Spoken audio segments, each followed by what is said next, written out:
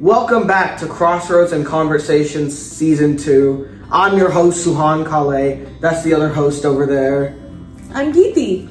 And today, we're going to get into the real meat and beans of today's world, disagreements.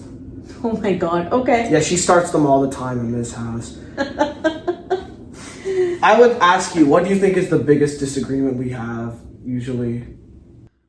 I think the most of our disagreements come from different perspectives where I am trying to help you see my way because I have experience in that and I know it works. But in my opinion, I feel like you are overconfident and even though you're not prepared, you want to do it your way. I have the perfect real-world example of my way versus your way. All right, let's hear it. So, we are going to a birthday party. I tell her, hey, can we first make sure that this is the right house? She says, no, I automatically know that this is the right house. We walk in with the door unlocked, and it's the wrong house. And there's a ton of people just staring at us because we walked into the wrong house. It happened one time. And you know whose way it was that it happened? Yeah. Yours. You're gonna blow your trumpet on that one for the rest of your life. And then But what happened my way was I asked the person whose birthday party was, hey, where's your house? And voila, we found the house. okay, that was one time. But I think most of our disagreements come from the misuse of tech and tech time, I would say, to not being prepared or giving yourself enough time and foresee the next steps and how it's going to impact the consequences. That's fair. I think technology is probably the number one, yeah. Our generation of parents is the first one that is raising kids with so much technology and tech devices around, right? Would you agree? Yes. I grew up where there was, other than TV, probably no other technology. There was a phone in the den or in the living room where everyone was around you and could hear what you're saying, whom you're talking to. Whereas now I'm raising two kids who have a personal phone, who have a personal laptop. There is a TV upstairs, even though in a common area, and they have access to the whole world. And half of it might not be very safe. And at the same time, I don't think they realize how unsafe it can be. And as a parent, my instinct is to protect them, to keep them safe, not just from cyberbullying or stranger danger. Actually, the need to protect you goes deeper than that. It is to keep you mentally healthy so that you are not constantly comparing yourself to filtered versions of personalities outside, right? They are saying that actually the amount of how long you wear your AirPods can really hamper your hearing. There are researches being done now that say that if you spend too much time on social media, your attention span goes down, your ability to focus goes down. There's just a million things that you as a parent are constantly hearing around, and you are deeply aware that these things can affect your kids. It's actually funny you say that. Today I had a mock STAR test in English 2 today. And I don't know why they were trying to send us a message or something. All three of the articles were about, oh, technology, internet is so bad for you. And I'm like, okay, we get it. Like, you already took our phones away. We get it. But I think that I agree. I mean, cybersecurity, all like basic internet safety is like 101 even in elementary school. That's what we were learning. Be safe online. And I don't think it will happen to me because I'm very intelligent and I'm not stupid and I don't fall for stuff easily. But I do know that I could handle it if it goes like that, just to quell your concerns a little bit. If you've ever seen The Social Dilemma, that documentary, you will see how bad like parent versus teen technology gets. Because I agree, I don't think that we should be comparing ourselves to like filtered people. I don't do this, but people, someone out there will always be doing that. And also the fact that just social media is a very unsafe place. Everything you put out there is going to be there forever. And it's addictive, right? Exactly, yeah.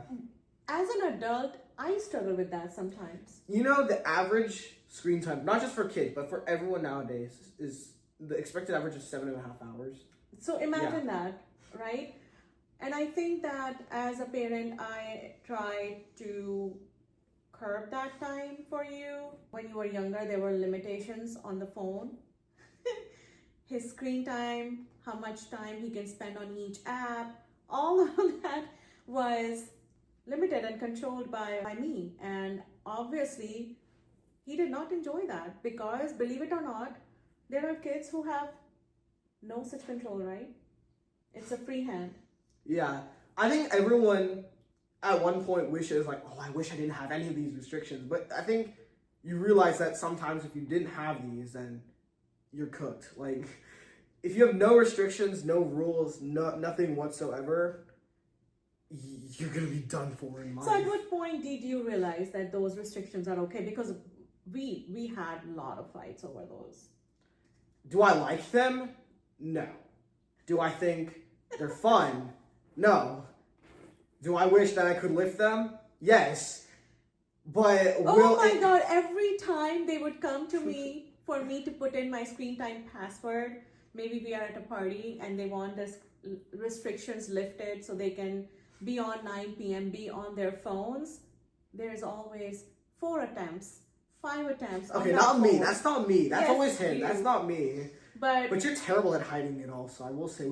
Every time she's put in a password, we figured it out. they figure it out and then I have to change it again. There are times when I put in a password so hard that I forgot what I put in because I have to change those so frequently. Let's talk more about technology. So we fight a lot about how much time sometimes he's in his room. I don't see him downstairs after he comes back from school, or on a weekend there will be times that he's not around at all, and you begin to wonder as a parent, like, how much Minecraft can you play? How much can you be on your laptop? How much can you just exist? How much can you just chill? Yeah. You know what I am? I'm a sophomore in high school, okay? Like, I'm busy. I try to do stuff. You're not. I get that you're busy, but you're not that Yeah, busy. because I'm not upstairs. Some of it can be just you being up there. When I'm let's be honest. Yeah, let's go. Okay, when I'm in my room, when I need to do something, when no one else is downstairs, when you're busy, when Paya's busy. Yeah. Which is a lot. Yeah, fair. Like, that's fair. Like, yes, that's fair. Mm-hmm. Like, for her, room equal technology. Room equal black void. Room equal I'm never going to see my son again. Ah! But you do need a lot of chill time. Is that not true? Again, I'm a sophomore in high school. Yes, I do need chill time. What do you do in the chill time? I mean... Okay, let me rephrase this. Is this not true that the teenagers today are spending a lot of time alone in their rooms? Yeah. I mean, I can't speak for everybody, but I would say that it's probably true. And I get it that you guys have a busier life, because I don't think I did as many after school activities. I didn't have as much pressure. It felt like it did, but when I compare my schooling to theirs, I think it was much easier, to be very honest. So I do recognize that after school you have a lot of homework, you have to put things in place right now so that you have a robust college application.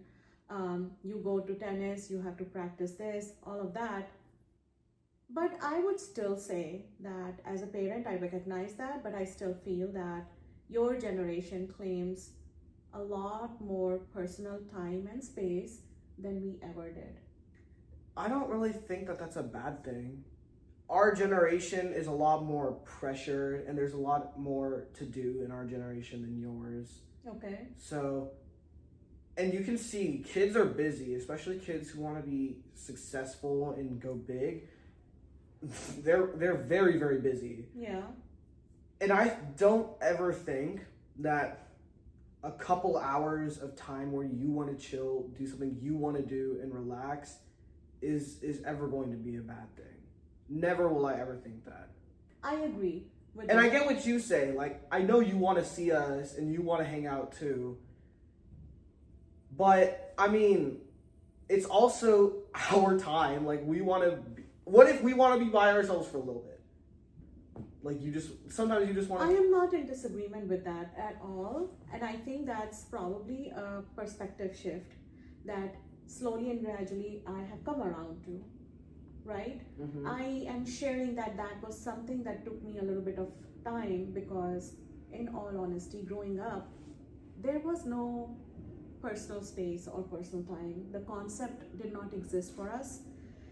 And if you are free, you're always out of your room doing something with somebody else, or somebody just walks into your room.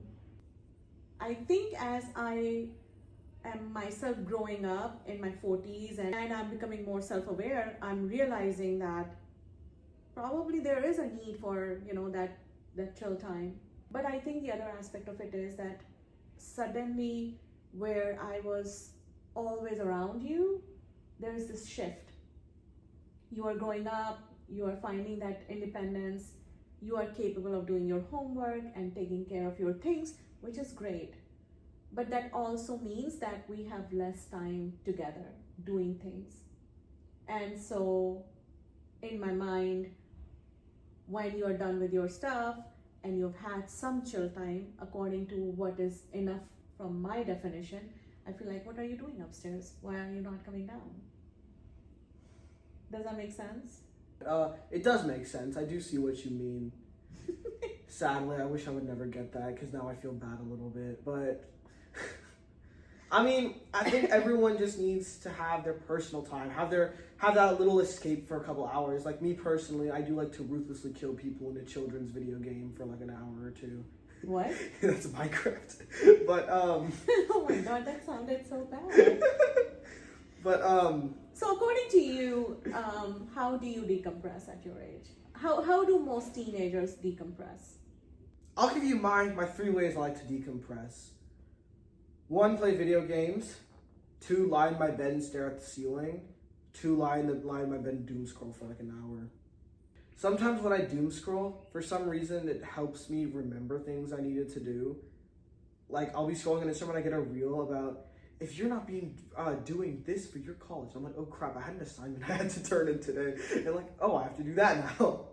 How about utilizing technology and set up reminders and alarms? I did do that. Okay. But the government of Texas decided, okay, when you remember things in school, you can't pull out your phone to do it anymore. So Okay, fine. The other thing we argued a lot about was you being overconfident in certain things, where you feel like you know it all and you would not try to listen to me or Dada or sometimes even your brother, even though we have gone through it and we know that your way might be a little hard and it might not give you the desired results. And then we have to go through the cycle where you have to see through yourself that, okay, it didn't work. And then you will eventually listen to me. okay. To be fair, when I get 800s on tests in a row without studying, I mean, I don't really want to study. No one likes studying, and if it works, it works. So, like, why? Okay, yeah, for me, 8th grade was easy. I didn't ever have to study for tests because I'm just a genius. And I got 100s on all of them because I'm a genius. And then one random time, I would get like a little upset because I would get like an 85 on a test or something, and I'm like, dang, that sucks.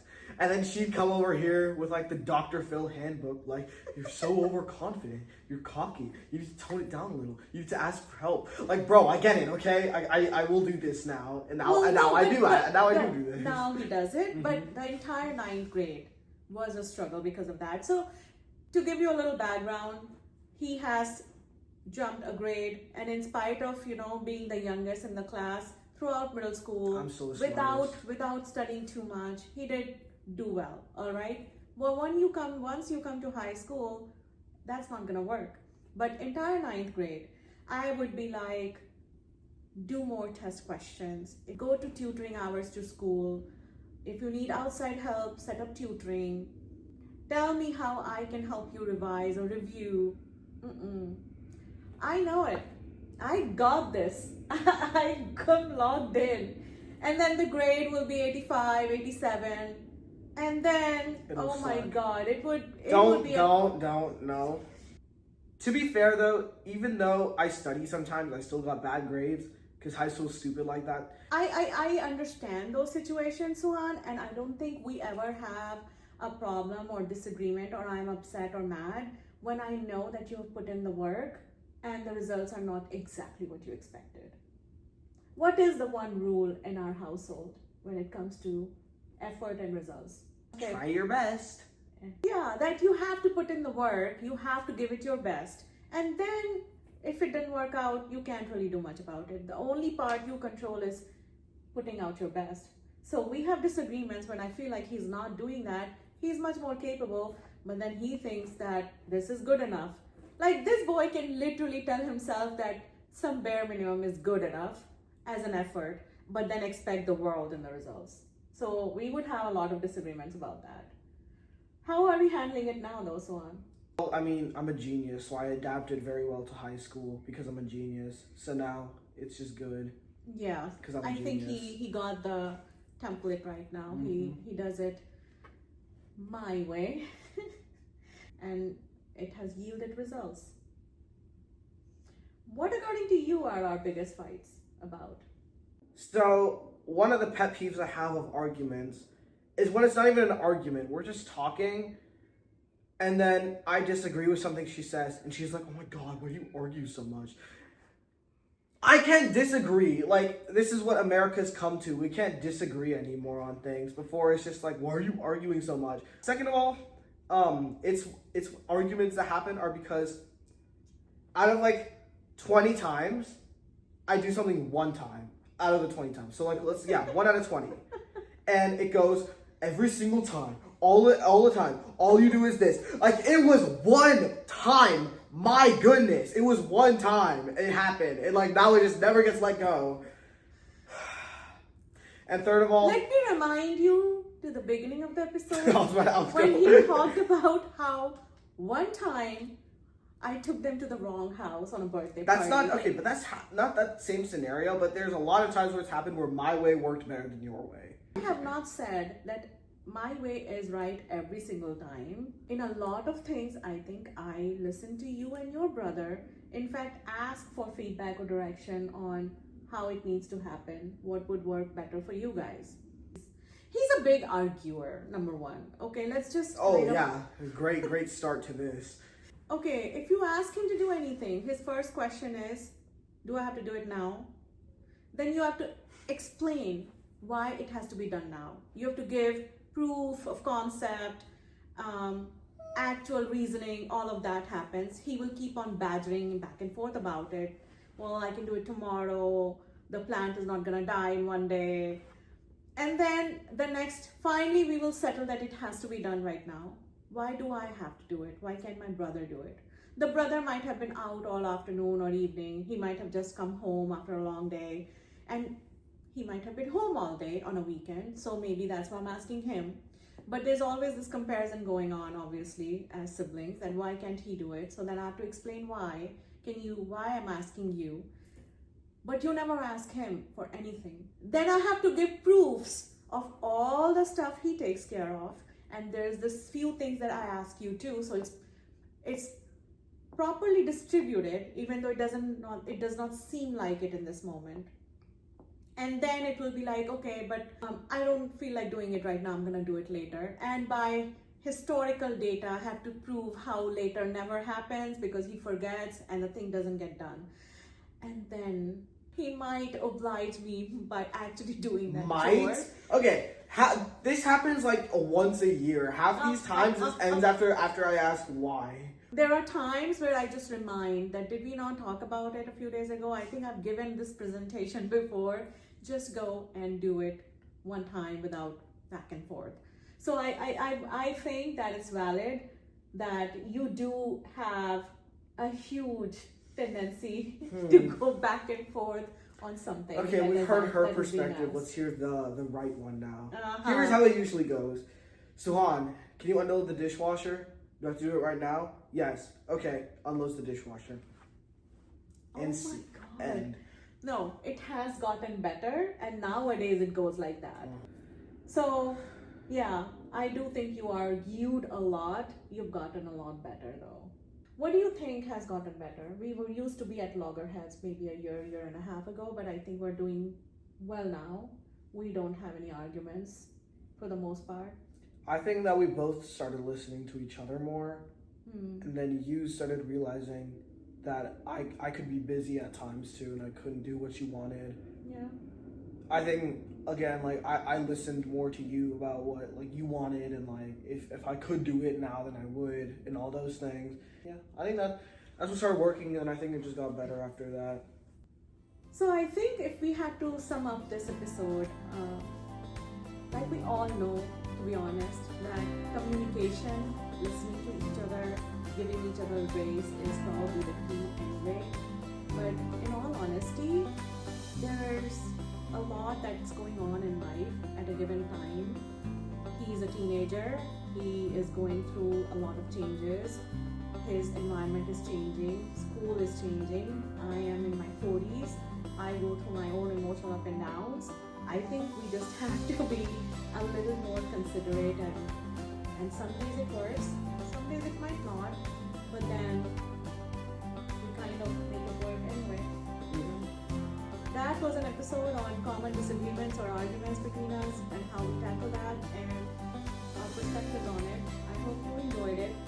Tell us some of the arguments that you go through with your teen or your mom, and how does that work out for you? So this is Geeti And Suhan, signing off. bye. Bye.